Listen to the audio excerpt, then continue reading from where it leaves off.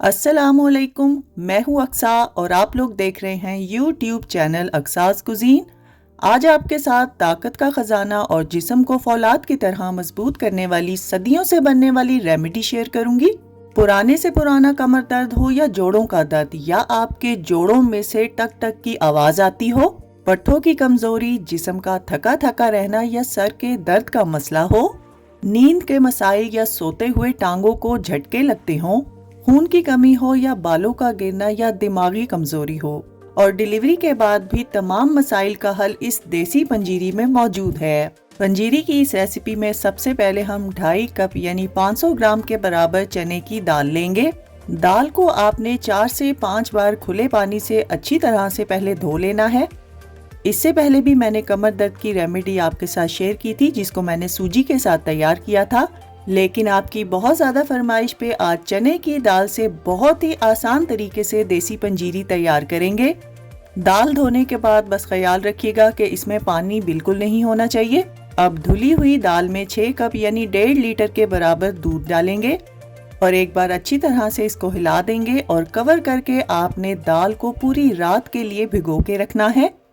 लेकिन अगर आप पंजीरी गर्मियों में तैयार कर रहे हैं तो आपने दाल को दूध में भिगो के फ्रिज में रखना है। दाल और दूध को मिलाकर हम इस देसी पंजीरी में टोटल 18 कुदरती चीजों का इस्तेमाल करेंगे, जो कि दूध पिलाने वाली माओं के लिए भी बहुत ज्यादा फायदेमंद हैं। यहाँ पर हम 1 कप यानी 100 ग्राम के बराबर सौंफ लेंगे और इसको आपने ग्राइंडर में डालकर इसका फाइन पाउडर तैयार कर लेना है।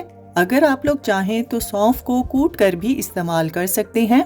सौंफ गिरते बालों और गैस की प्रॉब्लम्स के लिए बहुत फायदेमंद है और ये बालों की जड़ों को भी मजबूत करती है। अब इसको एक साइड पे रखेंगे और उसी सेम ग्राइंडर में आपने 5 ग्राम के बराबर सौंठ डालनी है, जिसको ड्राई अदरक भी कहा जाता है।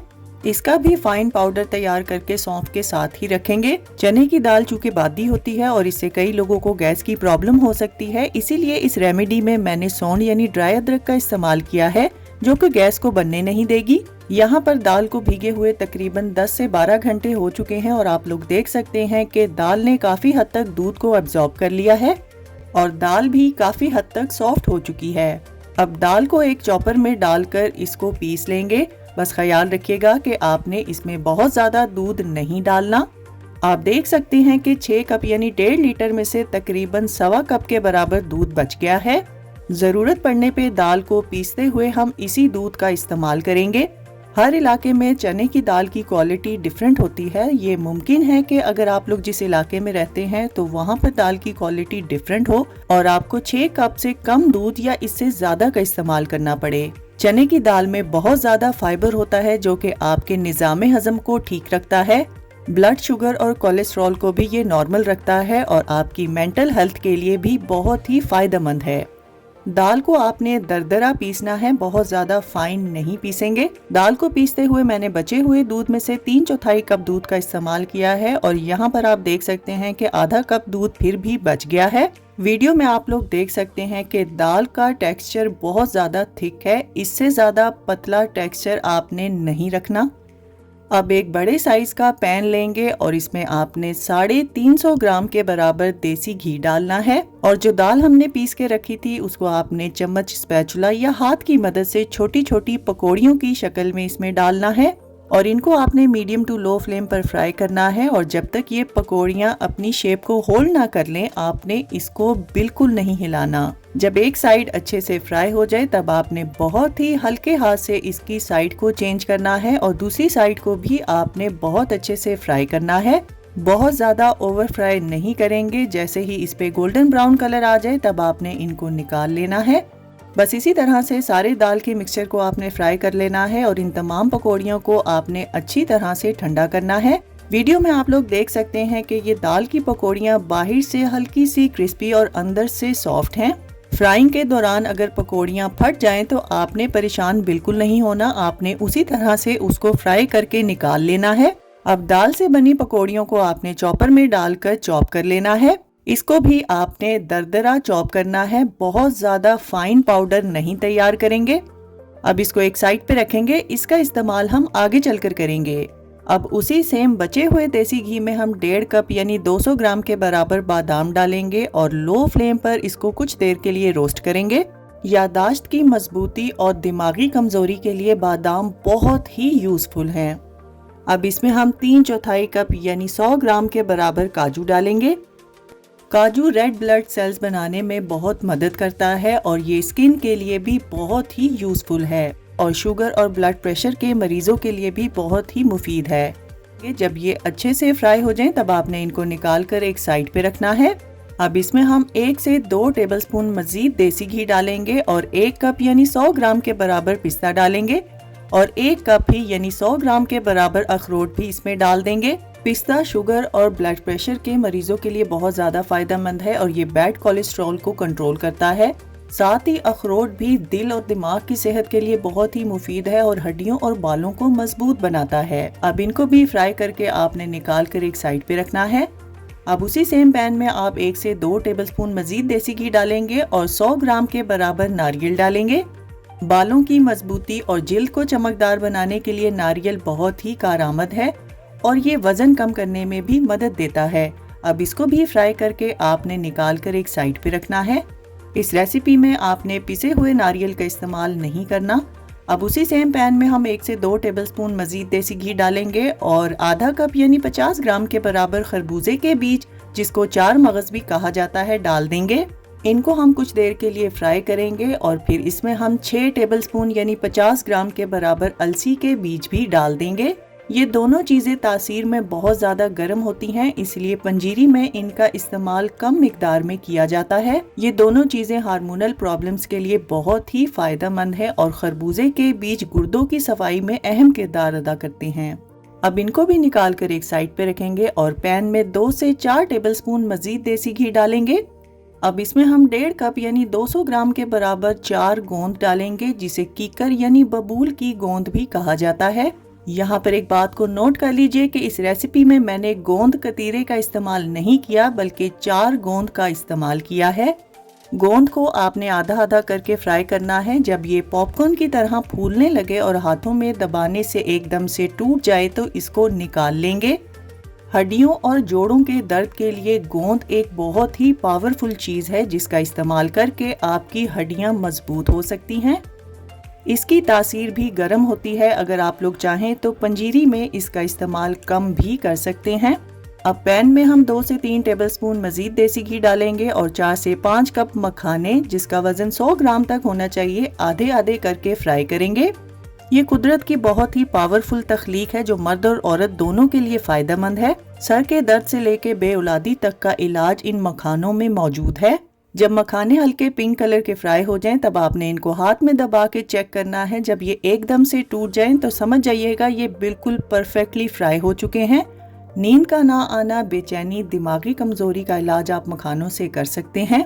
मखाने प्रोटीन का बहुत अच्छा सोर्स है जो आपकी भूख को कम करता है और वजन कम करने में मदद देता है। अब इनको भी निकाल के हम एक साइड पे रखेंगे और पैन में हम 1 से 2 टेबलस्पून देसी घी और डालेंगे और आधा कप पीली वाली किशमिश, जिसका वजन 75 ग्राम तक होना चाहिए, और आधा कप लाल किशमिश, जिसका वजन 75 ग्राम तक होना चाहिए, डाल देंगे। अगर आपके पास लाल किशमिश ना हो तो आप लोग सिर्फ पीली किशमिश का भी इस्तेमाल कर सकते हैं। किशमिश खासकर दांतों की सेहत के लिए बहुत फायदेमंद है और ये जिगर की सफाई करके खून की कमी को पूरा करती है।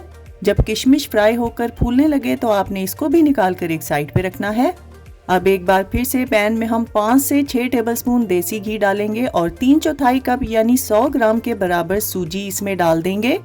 सूजी को आपने लो फ्लेम पर 15 से 20 मिनट के लिए हल्का सुनहरा होने तक रोस्ट करना है। दाल की पंजीरी में थोड़ी सी सूजी का इस्तेमाल करने से पंजीरी में हल्का सा क्रंच आता है, लेकिन अगर आपको सूजी नहीं पसंद तो आप लोग इसको स्किप भी कर सकते हैं। जब सूजी अच्छे से भुन जाए तब हम इसमें पिसी हुई दाल डाल देंगे और दाल को भी 15 से 20 मिनट के लिए हम लोग भून लेंगे। यहाँ पर आपने चम्मच को मुसलसल हिलाते रहना है। जैसे ही दाल का कलर चेंज हो जाए तब आपने फ्लेम को ऑफ कर देना है। ये स्टेप करने से दाल के कच्चेपन की जरा भी गुंजाइश बाकी नहीं रहती। अब इसका टेम्परेचर डाउन होने का वेट करेंगे, तब तक हम अगले स्टेप की तरफ चलते हैं। पंजीरी की इस रेसिपी में मैंने टोटल 450 ग्राम देसी घी का इस्तेमाल किया है। अब चॉपर में फ्राई की हुई गोंद डालेंगे। दाल को पीसने के बाद मैंने चॉपर को धोया नहीं था, उसी चॉपर में हम तमाम ड्राई फ्रूट को चॉप करेंगे। बस ख्याल रखिएगा कि गोंद को आपने बहुत ज़्यादा फाइन चॉप नहीं करना, बल्कि हल्का सा दरदरा रखेंगे। अब चॉपर में रोस्ट किए हुए मखाने भी डाल देंगे और इसमें से थोड़े से मखाने हम बचा लेंगे जो कि हम पंजीरी में साबुत शामिल करेंगे। मखानों को भी हम मोटा मोटा क्रश करेंगे, बहुत ज़्यादा फाइन नहीं करेंगे। अब इसको भी निकाल कर एक साइड पे रखेंगे। आप लोगों की सेटिस्फेक्शन बहुत ज़रूरी है, इसलिए मैं हर चीज़ आपको बहुत ही करीब से दिखाती हूँ। अब रोस्ट किए हुए बादाम, पिस्ता, काजू, अखरोट भी चॉपर में डाल देंगे और इसमें से भी कुछ हम साबुत ड्राई फ्रूट बचा लेंगे। इन तमाम नट्स को भी आपने मोटा मोटा क्रश करना है। अगर आप लोग पंजीरी में साबुत नट्स नहीं डालना चाहते तो आप लोग सारे का सारा ड्राई फ्रूट एक साथ ही चॉप कर सकते हैं। इन मशीनों ने हमारी ज़िंदगी बहुत ही आसान बना दी है, वरना सदियों पहले हमारी माएँ बहुत ही मेहनत के साथ पंजीरी तैयार करती थीं। अब चॉपर में अलसी और खरबूजे के बीज और नारियल भी साथ ही डाल देंगे और इनको भी मोटा मोटा चॉप कर लेंगे और इसमें से भी हम थोड़े से बीज और नारियल को साबुत रखेंगे। यहाँ पर मेरी आप सबसे एक रिक्वेस्ट है कि अगर अभी तक आपने मेरे चैनल को सब्सक्राइब नहीं किया तो जल्दी से सब्सक्राइब का बटन दबा दीजिए और साथ ही बेल आइकन को भी प्रेस कर दीजिए ताकि मेरी नई आने वाली हर वीडियो का नोटिफिकेशन सबसे पहले आप तक पहुँचे। और अगर अभी तक आपने मेरी एक और रेमेडी की वीडियो जो कि कमर दर्द और जोड़ों के दर्द के लिए है नहीं देखी, जिस पर 10 मिलियन व्यूज़ हैं, मैं उसका लिंक ऊपर आई बटन में और डिस्क्रिप्शन बॉक्स में दे दूंगी, तो आपने उस वीडियो को ज़रूर देखना है। अब भुनी हुई दाल में हम पिसी हुई सौंफ और सूंड का पाउडर डाल देंगे, साथ ही हम मखाने और गोंद का भी मिक्सचर इसमें डाल देंगे। यहाँ पर हम चॉप किए हुए नट्स और बीज भी इसमें डाल देंगे और साथ ही आपने फ्राई की हुई किशमिश भी इसमें डाल देनी है और 1.5 टीस्पून के बराबर इलायची पाउडर भी इसमें डाल देंगे। अगर आपको इलायची पाउडर नहीं पसंद तो आप लोग इसको स्किप भी कर सकते हैं। अब जो साबुत मखाने और साबुत ड्राई फ्रूट्स हमने बचा कर रखे थे वो सारे के सारे आपने इसमें डाल देने हैं और इन तमाम चीज़ों को दाल के मिक्सचर के साथ अच्छी तरह से मिक्स करेंगे। पंजीरी एक बहुत ही पावरफुल सर्दियों की सौगात है, तो सर्दियों में आप सब इसको एक बार ज़रूर बनाया करें। बजाय पिज़्ज़ा, बर्गर और महंगे रेस्टोरेंट्स में खाना खाने के आप लोग इस तरह की हेल्दी चीज़ें सर्दियों में बनाकर अपनी फैमिली और बच्चों को ज़रूर दिया करें, जिसके फ़ायदे इंशाल्लाह आपको बुढ़ापे तक मिलते रहेंगे। अब पंजीरी के टेस्ट को डेवलप करने के लिए हम यहाँ पर 500 ग्राम के बराबर गुड़ लेंगे और उसको क्रश करके एक पैन में डालेंगे और 3/4 कप के बराबर पानी भी इसमें डाल देंगे और मीडियम फ्लेम पर इसको कुछ देर के लिए पकने देंगे। बस ख्याल रखिएगा कि गुड़ का शीरा ना तो बहुत ज़्यादा पतला होना चाहिए और ना ही बहुत ज़्यादा थिक होना चाहिए। अब एक स्ट्रेनर की मदद से ये गर्मा गर्म शीरा हम तैयार की गई पंजीरी में डाल देंगे।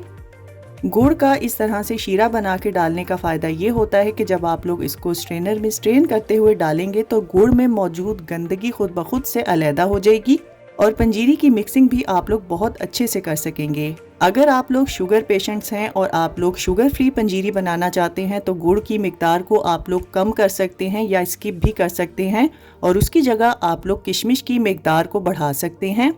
परफेक्ट देसी पंजीरी बनाने के लिए आपने पंजीरी में चीनी का इस्तेमाल बिल्कुल नहीं करना। बहुत से लोग पंजीरी बना तो लेते हैं लेकिन इसको खाने की टाइमिंग और कितनी मिकदार में खानी है उसका बिल्कुल अंदाज़ा नहीं होता। पंजीरी खाने की बेस्ट टाइमिंग सुबह का टाइम है, यानी आप लोग इसको नाश्ते में इस्तेमाल करें। 18 से 45 साल की उम्र के लोग जिनको ब्लड प्रेशर का मसला नहीं है वो आधा कप यानी 5 से 6 टेबलस्पून ले सकते हैं और 18 साल से कम उम्र और 45 साल से ज़्यादा उम्र के लोग इसको 3 टेबलस्पून यानी 1/3 कप तक इस्तेमाल कर सकते हैं। टेबलस्पून आपने चावल खाने वाला लेना है, मेजरिंग टेबलस्पून नहीं लेंगे। डिलीवरी के बाद और दूध पिलाने वाली माएँ इसको दोपहर में भी इस्तेमाल कर सकती हैं और बेस्ट है कि आप इसके साथ नीम गर्म दूध का इस्तेमाल भी करें। अगर आपको देसी घी नहीं पसंद तो आप लोग नारियल के तेल में भी पंजीरी तैयार कर सकते हैं। 2 से 3 महीने इसका मुसलसल इस्तेमाल करने से आप पुराने से पुराने कमर दर्द, जोड़ों के दर्द यानी हर किस्म के दर्द से निजात पा सकते हैं। सर्दियों के मौसम में इसको बनाकर आप लोग 2 माह तक बगैर फ्रिज के स्टोर कर सकते हैं और अगर आप लोग गर्मियों में बनाएंगे तो आप लोग फ्रिज में इसको 6 माह तक स्टोर कर सकते हैं। इंशाल्लाह मुझे पूरी उम्मीद है कि मेरी पहले वाली बैक पेन की रेमेडी की तरह ये रेमेडी भी आप सबको बहुत ज़्यादा पसंद आएगी। अगर आपको आज की वीडियो अच्छी लगी है तो इसको ज़्यादा से ज़्यादा शेयर कर दीजिए और लाइक और कमेंट करना ना भूलिएगा। तो फ्रेंड्स, ट्राई समथिंग डिफरेंट। अपना बहुत सारा ख्याल रखिएगा, दुआओं में मुझे याद रखिएगा। अल्लाह हाफिज।